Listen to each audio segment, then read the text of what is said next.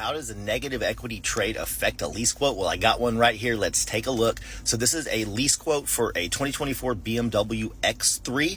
It has a negative equity trade, and let's look where it shows on the quote. So first off, let's look at the payment amount. So with only first payment due at signing, the payment's going to be, a $10 range of $992 to $1,000 and $1,002. With the negative equity rolled in. That's not a great payment, right? You really wouldn't want to pay $1,000 for a $57,000 car, but let's look what it would be if we didn't have the negative equity trade. So if you look where I highlighted in green, so let's start at the top.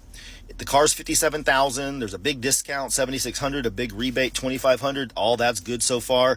We come down and we see the trade allowance. So that's what they offered to pay for the trade-in, which was a 2022 BMW X3. You can see it there at the top.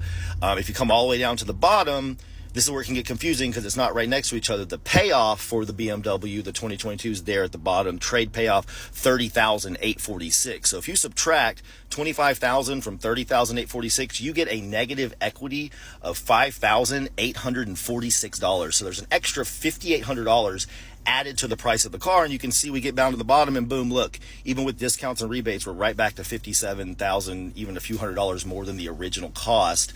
And the way that affects the payment, if you take $5,846 and you break it up into 36 months, that's about $162 a month added to the payment. So if we got the $992, we didn't have the negative equity trade, and the payment was $162 less, it would be in the low 800s, $830, $825, something like that, which would be a much better payment for a $57,000-$60,000 vehicle than $1,000. But that's what happens when you roll in negative equity. However much negative equity you have, divide it by the months on the contract, and that's how much you're paying monthly. And of course, you're borrowing, so there's some money factor and interest, kind of like finance fee that you're paying to cover that as well, which can add some cost. So I don't recommend trading in vehicles with negative equity.